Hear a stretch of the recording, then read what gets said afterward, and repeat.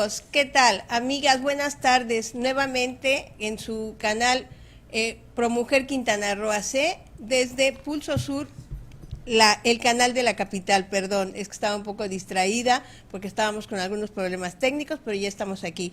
Fíjense qué interesante, el día de hoy les traemos un tema importantísimo, acoso y hostigamiento sexual.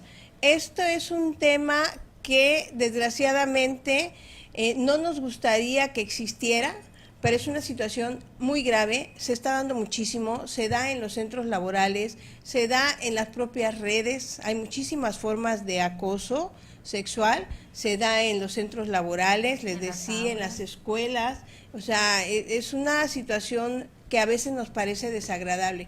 Pero creo que aquí lo importante, más que nada, es entender ¿cuál es la diferencia entre el acoso sexual y el hostigamiento sexual? Bueno, es una situación, no es muy sencilla, pero trataré de ser clara en la explicación. El acoso y el hostigamiento sí son conductas delictuales. En la Ley General para el Acceso a una Vida Libre de Violencia se encuentra determinado que el hostigamiento y el acoso sexual son situaciones delictivas y que causan grave violencia contra las mujeres, violencia psicológica contra las mujeres. Ahora bien, ¿cómo distinguimos una de otra? Bueno, esto es de esta forma. El acoso sexual es el que se da entre pares, esto es, entre compañeros de escuela, entre compañeros de trabajo o también entre personas que no precisamente sean conocidas. Por ejemplo, los piropos en la calle son acoso, es una forma de acoso sexual, sobre todo los que están cargados de lascividad, esto es de efectos sexuales. Entonces, fíjense que en todo el país está penado tanto el acoso como el hostigamiento sexual. Bien, ahora, ¿cuál es la diferencia del acoso con el hostigamiento? Pues esto es muy sencillo. El hostigamiento se da entre personas que tienen un nivel de superioridad contra la otra persona. O sea, el victimario puede ser el jefe de la víctima, ¿sí? Entonces, este tipo de hostigamiento sexual se da también en los centros laborales, en las escuelas, en las universidades. El elemento principal es que existe una relación de superioridad de quien comete el hostigamiento hacia o quien es su víctima de este hostigamiento. Podemos decir que hemos escuchado comentarios de que a veces es exagerado, pero no es verdad. Cualquier comentario que trate de justificar el hostigamiento sexual o el acoso sexual es un comentario que está cargado de machismo y que solamente pretende justificar o naturalizar estas conductas. Por desgracia, estas conductas también son naturalizadas a través de las redes, a través de los anuncios comerciales, por ejemplo, hace poco a través de las costumbres que están muy arraigadas. Hace poco en un grupo de WhatsApp en donde se estaba planeando un evento bastante serio que era la llegada de los padres de Ayotzinapa, uno de los miembros de ese grupo de WhatsApp de los organizadores pidió que se contratara a 12 decanes que estuvieran muy buenas para que tuvieran que ver. Eso es una forma de acoso. Este señor ni siquiera conoce a las potenciales chicas que estarían cosificadas ahí en ese lugar, o sea, a quienes se les está tratando como una cosa. Intervine y le dije que no a la cosificación de las mujeres y que las mujeres no estamos de acuerdo con esta forma de que nos conviertan en cosas, porque además nos convierten en una cosa objeto de hostigamiento sexual o de acoso sexual. Porque no me digan, y discúlpenme señores, los que nos hacen aquí el favor de vernos, que no es que estoy mintiendo, les encanta estar mirando una mujer bonita así, pero las mujeres no somos cosas, las mujeres somos personas humanas igual que ustedes. Entonces yo le dije ahí a las personas que por qué no llevaban a 2 hombres de decanes a que estuviéramos viéndolos, y entonces ahí como que se disparó la discusión. Y entonces hubo quien dijo, no, si no son 2 mujeres no lleven edecanes. Y hubo quien dijo, bueno, pues uno y uno para que tengamos que ver. Esto es precisamente la naturalización del acoso y del hostigamiento sexual. ¿Por qué? Porque estas dos figuras se pueden dar de hombres a mujeres, de mujeres hacia hombres, de hombres a hombres y de mujeres a mujeres, ¿sí? Entonces, por ello es muy importante que conozcamos las dos diferencias entre acoso y entre hostigamiento. Ahora, el acoso sexual, por ejemplo, está cargado de un intento de, de una relación quizás, pero con fines sexuales principalmente, y no debe de confundirse con el coqueteo. ¿Por qué? ¿En dónde está la línea que separa el acoso sexual del coqueteo o del gusto o de que la otra persona no se sienta acosada? Bueno, precisamente en eso, en que hay una aceptación del comportamiento y la conducta de la otra persona. Entonces, en ese momento, esto deja de ser una conducta de acoso y ya se convierte en un coqueteo entre dos personas adultas, obviamente, tendría que ser entre dos personas adultas, que están aceptando la conducta y que la están llevando a cabo, ¿sí? Entonces, ahora, esta situación de aceptabilidad de una especie de acoso y que pasaría a la parte del coqueteo, en donde ya estamos como pensando en hacerle caso, establecer una relación con esta persona, no tiene casi nada que ver con el verdadero hostigamiento, porque como les decía, el hostigamiento tiene que ver con la superioridad que pueda tener una persona sobre otra, trátese del trabajo, trátese de una relación de estudiante-maestro, de empleada-trabajador, de empleada-patrón, perdón, o trátese de cualquier persona que no sean similares o que no sean iguales y en donde el victimario está utilizando lo que tiene al alcance o el poder que tiene sobre esta otra persona que viene siendo su víctima para hacerle proposiciones sexuales. Entonces, espero que haya podido explicarles a ustedes la diferencia. Ahora, fíjense cómo es importante que casi en todos los estados de la República están penadas estas dos conductas en los códigos penales como delitos. Esto es muy interesante, pero en el único estado en donde me parece que no existe ninguno de estos dos delitos es en Puebla. No quiero asegurarlo, pero me parece que es así. Entonces, ¿qué es lo que tiene que hacer? ¿Qué es lo que tenemos que hacer todos y todas para evitar este tipo de conductas o para no permitir ser víctimas de esta conducta? Voy a presentarles hoy nuevamente, aquí están acompañándome la licenciada Lilia Paula Osorio. Hola, buenas tardes. Y de este lado la licenciada Magda Rumoroso. ¿Qué tal? Ellas son las psicólogas de ProMujer, bienvenidas a ambas como Gracias. siempre. Gracias. Son quienes nos dan el soporte de psicológico o para entender por qué las conductas se dan de una o de otra forma o por qué las personas reaccionan o por qué reaccionan de una o de otra forma, negativa o positiva. Y entonces ahora me voy a permitir darle el uso de la voz a la licenciada Paola para que nos haga su primera intervención. ¿Cómo ves, Paula, con este tema? Hola, buenas tardes. Bueno, antes que nada, tenemos que aclarar que lo ideal sería poder tener una sociedad que no tuviera este tipo de situaciones. Pero hablando de las características del acosador, hay que puntualizar que estas personas tienen una necesidad que necesitan satisfacer a través del dominio de las personas. ¿Esto qué quiere decir? Que estas personas tienen alguna situación psicológica que les hace entrar en estas conductas y que a menos que sean atendidos se van a poder erradicar. Entonces, muy importante es que ustedes identifiquen para que puedan denunciar y entonces este tipo de personas puedan tener el tratamiento que se necesita y así poco a poco ir erradicando esta situación en nuestras calles, ¿no? Les comentaba que dentro de las características de la persona es la necesidad de superioridad y de control hacia una persona. Esto lo lleva a tener manifestaciones en donde invada el espacio de la persona, puede ser a través de los mensajes, puede ser quizá que te doy un masaje aunque no me lo esté solicitando, Puede ser ver videos de pornografía cuando estás en presencia de la persona, o incluso que se llegue a frotar con las partes de su cuerpo con el cuerpo de la persona que está siendo víctima del acoso sexual, ¿no? Entonces, ¿cuál es la idea de tocar este tema, de hablar un poco del agresor, de hablar un poco del acosador?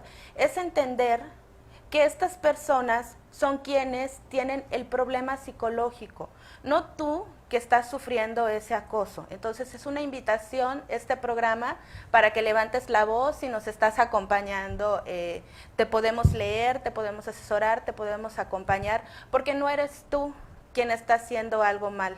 Es una persona que necesita ser corregida y que la única forma de corregirlo es a través de la denuncia. Así es. Y Magda, gracias, buenas tardes. Sí, ¿Tú buenas qué nos tardes. vas a compartir el día de hoy? Bueno, sí, pues más que nada recalcar los comportamientos que califican el acoso sexual, ¿sí? Y estos comportamientos pueden ser físicos. En esto entra la violencia física, tocamientos y acercamientos innecesarios, como mencionaba la licenciada Pau, ¿sí? Puede ser verbal, ¿sí? En este entran los comentarios, preguntas sobre algún aspecto, el estilo de vida, la orientación sexual, llamadas telefónicas, o sea, te acosan con llamadas insistentes, ¿sí? Y el no verbal, que pueden ser los silbidos, como mencionaba la licenciada Gaby, gestos de connotación sexual, presentación de objetos pornográficos y cualquier otra situación de este aspecto. Sí, es muy importante reconocer este tipo de situaciones, y como mencionaba la licenciada Pau, definitivamente es un trastorno psicológico que hay de este tipo de personas, porque no en todas se da, pero en algunas ocasiones este tipo de personas sufrieron violencia de niños, fueron abusados sexualmente o tuvieron algún otro tipo de impacto psicológico que obviamente está afectando ahorita en la vida adulta. Sí. Qué barbaridad, sí, qué situaciones tan difíciles, imagínense. Como un acto que quizás a alguna persona le parezca sin importancia, como esto, bueno, que nos sucedió creo que a muchas mujeres en la juventud, el que un maestro se te acercara y su cuerpo lo tallara con tu hombro, por ejemplo, eso es muy desagradable. Claro. A mí me llegó a pasar, pero había una situación, fíjense que es lo que estamos hablando y hemos estado hablando mucho en ProMujer Quintana Roo. Por desgracia, no todas las mujeres sabemos y conocemos los niveles de violencia y cuáles son los actos que se consideran violencia contra nosotras, ¿sí? Esto obviamente, bueno, es la ignorancia en la que muchísimas veces se nos mantiene por falta de información, a veces también porque no estamos interesadas en conocer a plenitud este tipo de situaciones, porque ello implica también conocer, ejercer y defender nuestros propios derechos como mujeres, nuestros derechos humanos.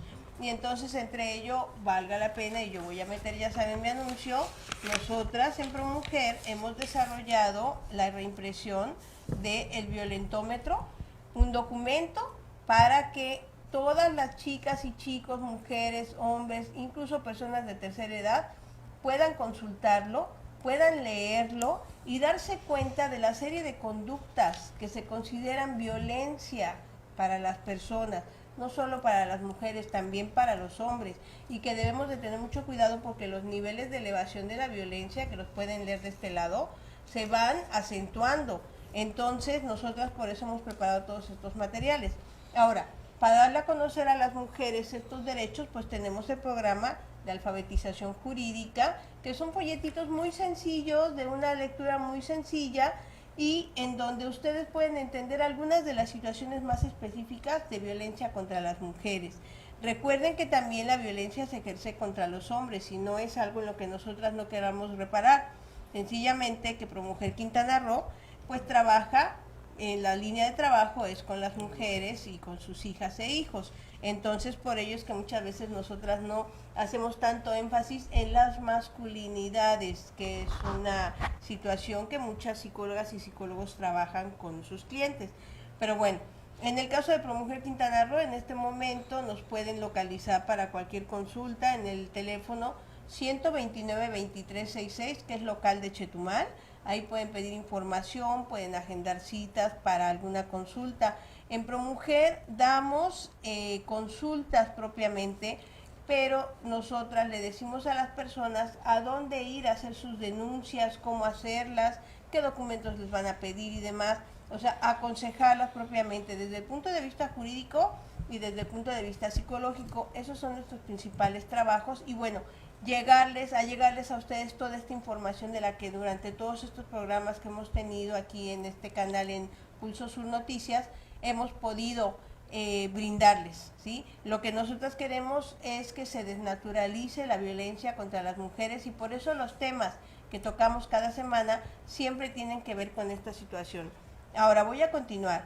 No debe de entenderse el acoso y el hostigamiento sexual como una conducta que hay que aguantar y que no podemos hacer nada. Por favor, no lo hagamos. Debemos denunciar. En la Fiscalía General del Estado, en la Fiscalía de la Zona Sur, hay una unidad especializada en delitos contra las mujeres y por razón de género. Las compañeras abogadas, estoy segurísima que ellas están siempre dispuestas a recibir las denuncias de las mujeres que sufren hostigamiento y acoso sexual. Esto debe ser denunciado, por favor no dejemos pasarlo. Cuando conozcamos de algún asunto, por eso nosotras también tenemos nuestra campaña Yo Te Creo. Debemos creerle a las mujeres cuando nos hablan precisamente de acoso sexual, cuando nos hablan de hostigamiento sexual y sobre todo buscarlas, ayudarlas a buscar las vías para que ellas puedan requerir, para que puedan reclamar justicia y que la justicia les sea dada, que les sean retribuidos sus derechos humanos como personas, como mujeres y que estas conductas cesen y estén parando. No podemos continuar así.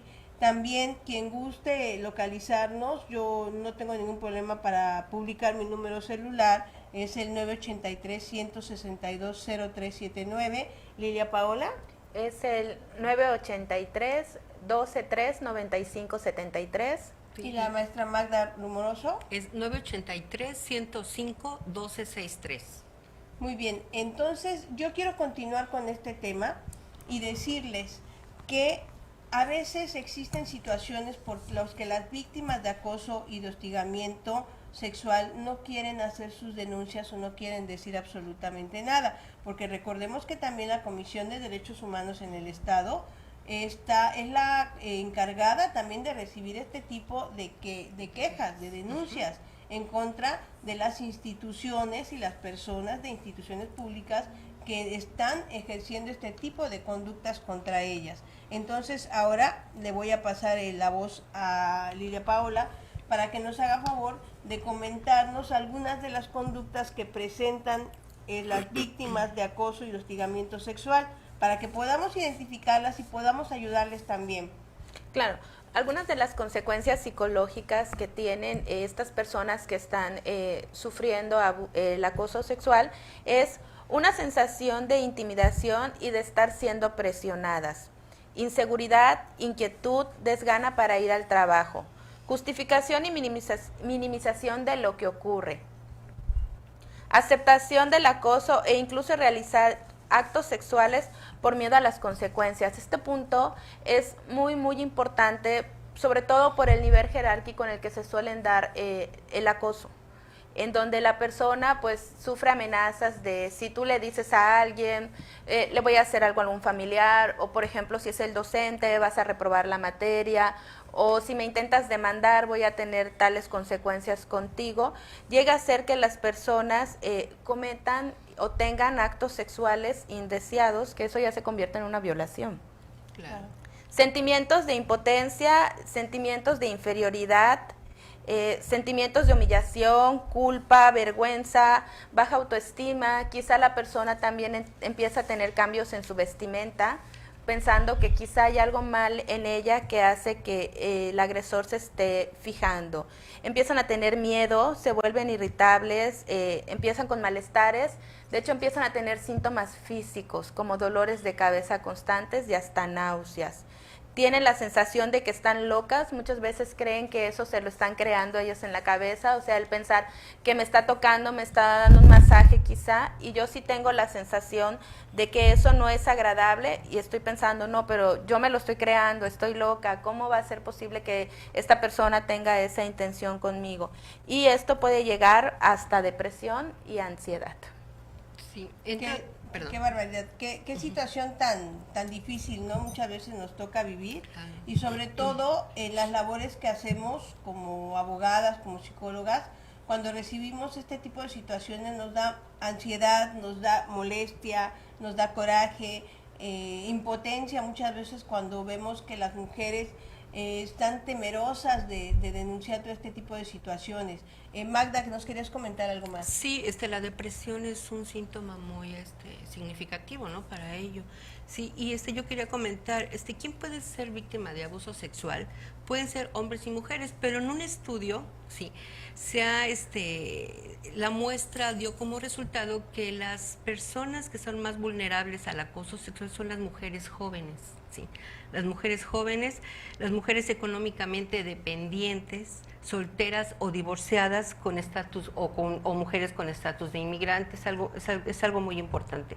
Las chicas en este caso son obviamente las personas más vulnerables. ¿Por qué? Porque de ahí surgen los síntomas psicológicos, ¿sí? Pueden tener miedo, no pueden actuar pues como deba de ser con la plena seguridad que tienen ellas, ¿sí? Y algo también muy importante que comentar, ¿sí? Aquí vienen cuáles son las barreras y temores o creencias que pueden tener las personas que son víctimas de acoso sexual. Es el temor a hablar de lo ocurrido, ¿sí? ¿Por qué? Porque tienen miedo al hablar de esta situación, ¿sí? Por miedo a ser victimizadas, ¿sí? Por temor a la crítica de sus compañeros de trabajo, de escuela, ¿sí? Algunas veces por el desconocimiento de sus derechos como personas, ¿sí? Y temor a no encontrar medios probatorios, ¿sí? Eso quiere decir que temor a que no les crean, ¿sí? Por eso a veces no dicen ni comentan absolutamente nada y van pasando, entonces su situación se va incrementando más, ¿sí? De hecho, muchísimas veces pasa que no solo no les creen, sino que los mismos compañeros refuerzan estas conductas. Ay, pues si ya le gustas, dale para que tengas 10 y nos pasas la respuesta del examen. O sea, a veces, te digo, el contexto en lugar de apoyar refuerza. Y también, bueno, decías, ¿por qué las jovencitas son como, o nuestros adolescentes son como vulnerables? Creo que es la misma inocencia. Claro. Y creo que es padre poder tener la inocencia de la adolescencia, poder vivir nuestras etapas.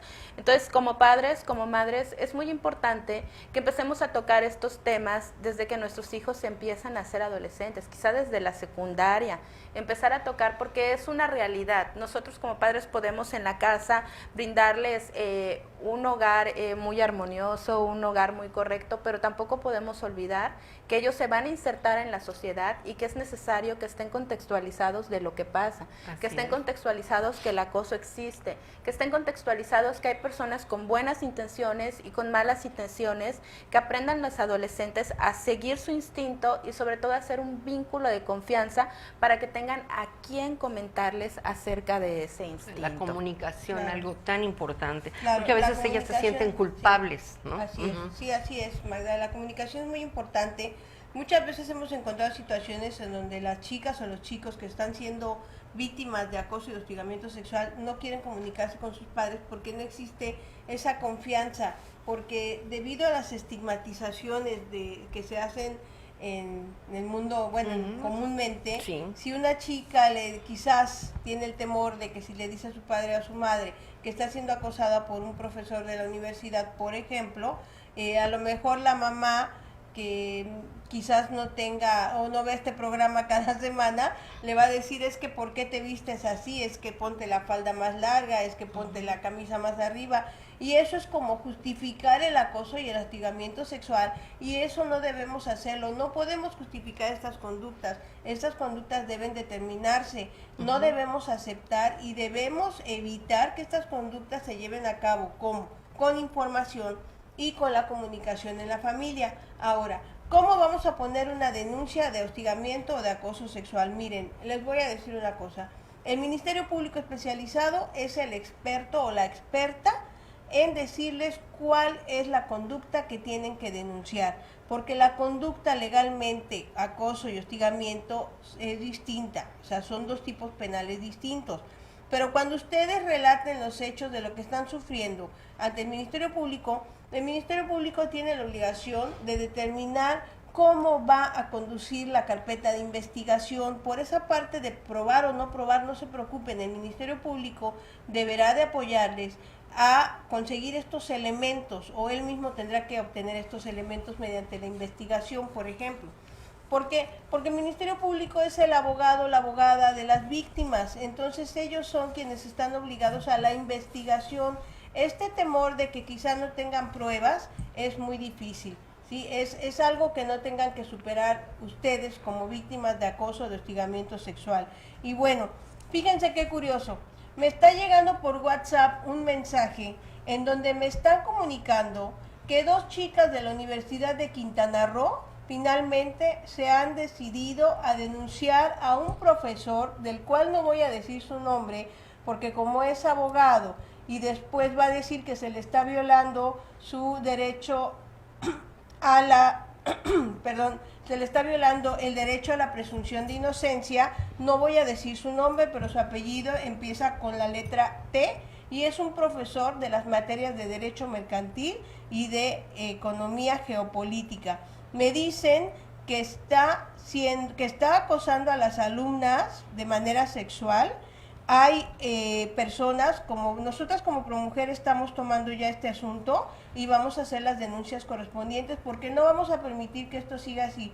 Este profesor, aparte de acosar a las mujeres, invitándolas a tomar unas cervezas, a relajarse de la escuela tomando cervezas con él, por ejemplo, o a conocerse un poco más, o acercándose a ellas y diciéndoles con tocamiento de los hombros que me encantas, que bonita estás, está acosando y hostigando sexualmente a las alumnas de la Universidad de Quintana Roo, y esto no va a poder continuar porque vamos a intervenir nosotras.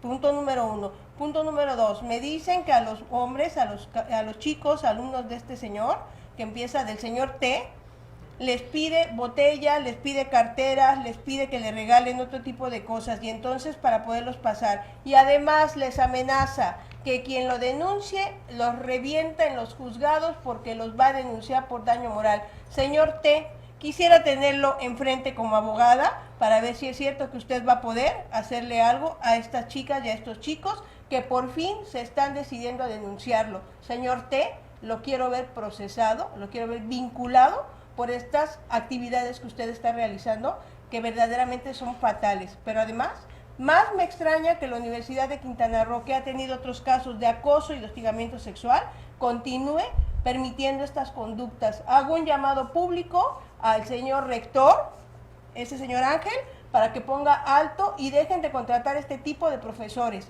Basta al hostigamiento. Yo te creo. Vivas nos queremos. ProMujer Quintana Roo AC. Compañeras, perdón por este exalto, pero les agradezco su presencia el día de hoy. Gracias, Magda. Sí, gracias. Lidia. Y muchas gracias a todos ustedes por estar con nosotros. No olviden, si los están acosando, llámenme. Si las están acosando, llámenos. Vamos a atender esta situación. La próxima semana les informamos qué hicimos. Que tengan muy buena tarde. Hasta luego. Hasta luego.